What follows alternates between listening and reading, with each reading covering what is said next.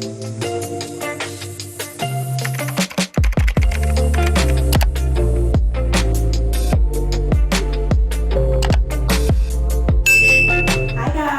back to my channel.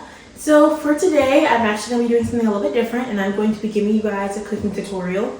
I have been asked in person by a couple of sisters and friends to make a cooking video on a recipe that I enjoy. So today I am sharing with you guys a family favorite. It is called lasagna pull-apart rolls, or just lasagna rolls is what we call them for short. It's basically a mixture of alfredo and lasagna together, but rolled up. If you are planning on using this for the first time and watching this video to make this, I would recommend setting apart a little bit of time, just so you can make sure you're able to get everything done if you have a time restraint or anything like that. Today I actually have a time restraint. I am on the clock before I have to head into work in the evening in a little bit. So today I'm going to be showing you guys a quick tutorial on how to make this meal, and hopefully you guys can make it for yourselves or your families. For today, the ingredients that you guys will need: I'm using 2 breasts today, already seasoned and oiled up. However you like to season your chicken, I will go ahead and do that. You're also going to need lasagna noodles. You are also going to need your basic seasonings. Mine is typically onion powder, garlic powder, seasoning salt, parsley, pepper, things of that nature, and then you just add on based off what type of food you're making. I call those the basic seasonings, and then you just expand from there. I also have a jar can of alfredo sauce. I have made this once before, making my own alfredo sauce. It's very simple to do that. You can find that in another YouTube tutorial. You can pretty much find out how to make alfredo sauce anywhere. But today, just for my time limits, I am using a jar of alfredo sauce. And then I'm also going to be using both Parmesan and mozzarella cheese. I'm only going to need about a cup or 2, but it also just depends on how much cheese you would like. And then I'm also going to be using some broccoli. 1 broccoli head or 2 broccoli heads is fine, depending on how much broccoli you want. And that is all you need. And now we're ready to get started. Alrighty, so when I typically do this, my first step is to cook my lasagna noodles. I think on most packagings they show you how to cook noodles. If you already know how to cook noodles, like spaghetti, linguine, whatever type of noodles, you're basically doing the same thing. I want to mention that I typically use between 10 to 12 noodles. So I would make sure your package is about that many or a little bit more.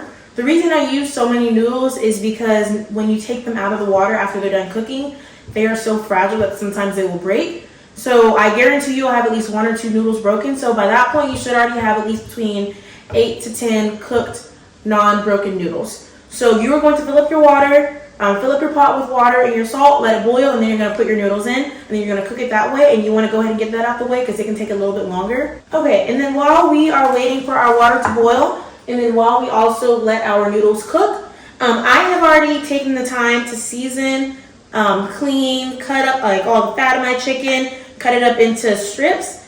As I mentioned, you want to just season and cook your chicken the way you normally do. I'm not going to put a tutorial for that for this video, but I normally cook it in the oven. I recently got an air fryer though, so today I'm going to be trying cooking this in the air fryer, so that's different for me. But typically baking it in the oven like normal is fine to do that. So you're going to take your 1 or 2 heads of broccoli, and you are just going to cut it, because after this is cut, you are actually going to be sauteing your broccoli. So rule number 1, wash your veggies. I'm going to do this off camera, but you just wash your veggies, make them get clean, and then you're going to come back and start cutting. And now the best way that I cut broccoli is to take off the very long stalk here, because you're not going to be using that anyways. Take that off. Put all my scraps in this bag.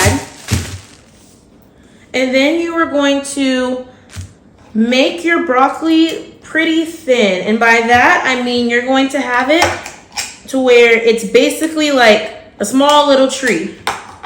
See how small this is? You're going to have it about that size, if not even smaller. One thing I will say is don't spend so much time cutting up your broccoli and making it super, super small. Just because if you guys know anything about sauteing broccoli or veggies in general, they cook up and they shrink up.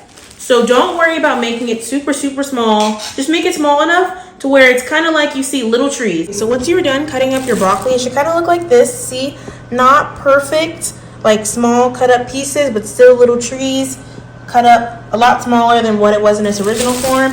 And make sure you're taking all your stalks and leaves and everything to the side.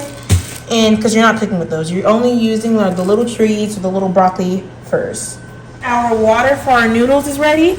Once it's nice and hot and boiling, you're just gonna gently place those babies in there. Okay, and if you can see, I've already taken up a large majority of the space of this pot, and I still have noodles left in my box. So all you're gonna do is just use the second pot. Again, you don't want to overcrowd, but you wanna, make sure your noodles have enough space to move around and cook. And you're also gonna turn down the temperature from high, since you were boiling your water, to about 8.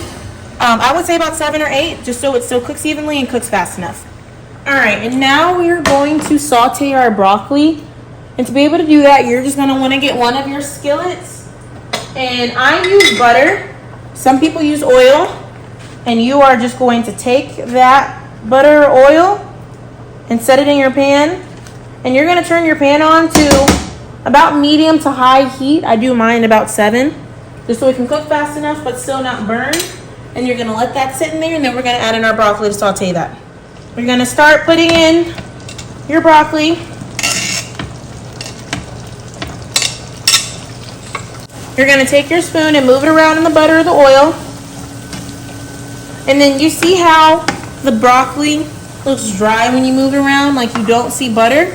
When you see that, add more butter. I don't ever measure how much butter I use, but I judge how much butter I use by just moving it around and seeing, hey, my broccoli isn't coated in butter, so it's not good enough. I did this part off camera, but if you look, I added in my seasonings, those same seasonings that I showed you guys in the beginning that I used for my chicken. I also used it for my broccoli. You kind of see I'm stirring it around, and see what I mean about the butter? You move it and you can see it's sauteing and all buttery and nice. You'll know it's done when you can kind of like softly cut into your broccoli. Right now it's still too hard. But yeah, just keep moving it around, make sure it doesn't burn, and add in your seasonings. Here's the finished product on our broccoli. You can see it's cooked. It's definitely cooked down a lot. So you know you might have a lot of broccoli. Trust me, it's gonna cook down. And this is what it looks like after it's been fully cooked. By now, your noodles should be ready, and you're probably wondering, how do you know if your noodles are ready? And although these aren't like spaghetti noodles where we can taste it and throw it up against the wall and make sure it's done, you really have to just trust your guts and kind of eyeball it. I cooked mine for maybe 15 to 20 minutes, and I know mine is done because noodles normally don't take longer than that to cook. And because if you look, there is no more hard parts, and when you pick it up and like with a fork or anything, it should be kind of light and very flexible to move around, but not too soft to where it's chewy. They are so delicate that you have to be really, really gentle. So to do that and to place them, I get 2 of my biggest cookie sheets. I know it's kind of weird, you don't have to use cookie sheets, but those are just what's worked best for me over the years. And I normally put foil down, but I'm actually kind of out of foil now, so I'm just going to use the plain cookie sheets. And you are going to take a spatula and a fork, and you are just going to gently move your noodles around to where you kind of like scoop under one, and you'll be able to pick it up like this. This is how you want to pick up your noodles the best way, so you are able to safely transfer them from your pot to your cookie sheet or just your flat surface in general.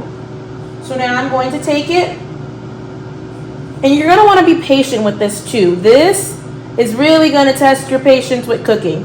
And this is what it should look like laid out on your pan or on your flat surface. All that great stuff, you're just going to start adding. So I'm going to start with the broccoli. Put it in your bowl. Make sure you get a big enough bowl to mix everything around. Cheese. I think you're supposed to add about a cup of each of these cheeses. Y'all, I like cheese. I just eyeball. Start throwing your cheeses in there, but I'm pretty sure for the recipe you're supposed to use about a cup or 2 for each cheese.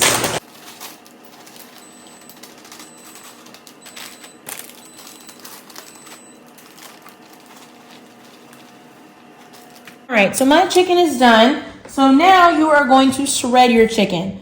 I found a hack on TikTok that you can just use a blender, or not a blender, but a handheld mixer to just shred it up. I don't feel like doing that right now, so I'm just gonna do it old school. 2 forks. While it's hot, especially, just kind of start shredding into that thing. Again, not perfect shreds, just sufficient enough where they're in little shards, kind of. So, once it's shredded, you are now going to put it into the mixture that you created with your broccoli and your cheeses and your seasonings. Throw your chicken in there. Give it a good little mix around. See? It's gonna look extra dry. Remember, that's why we have our sauce. So now you're gonna take your jar sauce or your homemade sauce, kind of just eyeball it. You might need the whole pan, you might not. I kind of just do a little bit at a time. Don't pour the whole thing in. Do a little bit at a time. Mix it around. I see it's still dry, so I'm gonna add some more. And then you just keep repeating that process until your mixture is not dry anymore. Also, another little thing I do sometimes, I didn't put this in the instructions, but if you want to, I sometimes add a little bit more milk. This just makes sure that it's creamy. Only just a splash. You don't really need a whole bunch. The Alfredo sauce is pretty much going to do that for you. But yeah, you just keep adding and stirring. Add a little bit and stir. It's going to look somewhat like this. Fully coated in your sauce. And you get a pretty even spoonful of all your ingredients of cheeses, of broccoli, and of chicken. And then I already tasted mine. And I'm going to add just a little bit more seasoning. Guys, taste your product before you start adding in more seasonings. That's like the biggest tip. When I first started out cooking, I wouldn't do that, and I would kind of just season, and then you have too many seasonings. So don't do that to yourself. Don't do that. You're getting a fair warning. Taste it now. Taste it first, and then add your seasonings later. Also with this step, you're going to want to turn your oven on. I typically do it about 350 to 375. But while we do this step, go ahead and turn your oven on to 350 or 375. You are going to want to make sure that your hands are clean and literally or physically roll up your sleeves and get ready, because now you are going to actually make the roll up part of this. So I'm using a mini casserole dish. You can use a larger one if you make more. You can use a smaller one. You can use a circular one. This is just what I normally use. You can tell she's a little bit worn. She been here for it all. So you're gonna get that ready. Spray it down with your cooking oil or your butter or whatever you want to do to make sure your rolls don't stick. And now you're gonna spoon out your mixture onto your lasagna and evenly spread that out. See, I'm removing some and I'm pretty much only placing it in the middle. Kind of making it flat. You want to leave like these ends right here kind of open. That's where you're going to start your roll, and all of your filling is going to spill out if you only do if you put it at the very top. So just evenly spread that. And then you're going to take it and you're going to roll it.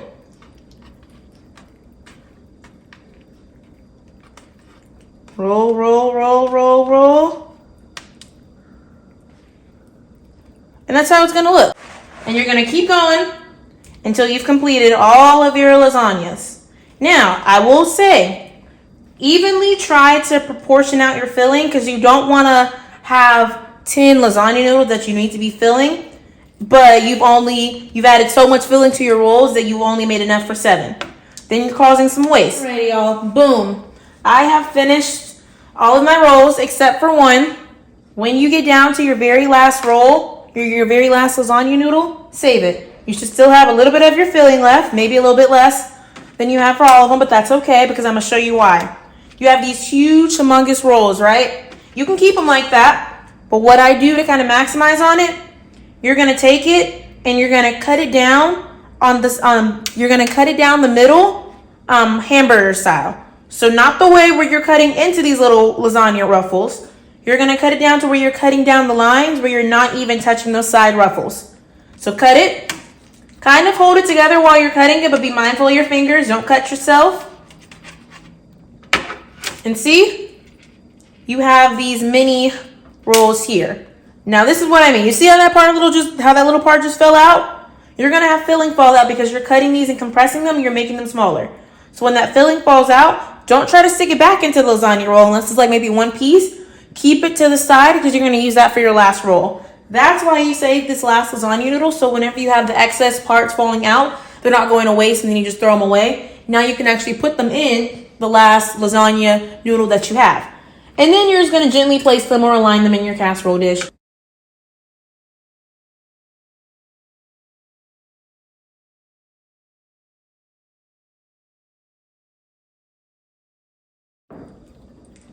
Alright, y'all, so I actually underplanned. I ended up using up all the space now in my smaller casserole dish. That's fine, you might do it too. My medium-sized casserole dish is a little bit too large. So I'm just gonna take my last few rolls here and I'm just gonna place them in another small casserole dish. Alright, my little chefs, now you're gonna take whatever you have left over of that Parmesan and mozzarella cheese that you use, and you're just going to sprinkle it on top. This is what mine looks like, nice and cheesy on top. I'm putting my oven on 375 and I'm gonna place it in there for about 10 minutes or until the cheese melts and kind of has that crispy cheese look on top. Alrighty guys, so we only have a few more minutes left on our lasagna rolls, but I wanna go ahead and do the outro now and just thank you guys for getting to the end of this video if you made it this far. I really hope you guys enjoyed this recipe or just this video in general. I've been told that I should start doing some more cooking videos, so if I decide to keep posting regularly like I used to, then you guys might be getting some more of those. So let me know if you enjoyed something like this, if you wanted something like this in the future. Also, let me know if you guys tried this recipe. It's one of my family's favorite things to make. I don't make it that often. It took me about an hour-ish, a little bit over an hour to make. So I would maybe plan about that much time, or an hour to an hour and a half to make this if you were planning on making it. And just let me know if you guys enjoy it. I'm going to be pairing this with a small side salad and some cornbread. We normally do this with some crescent rolls or some croissants or some biscuits, something a little bit more light, not as heavy as cornbread, but that's what I have for the moment as the bread of my side, or as a side. I have cornbread, and then I also have the salad. And don't forget to hit that like button and that subscribe button if you haven't already. Okay, here's the final reveal. Thank you for watching.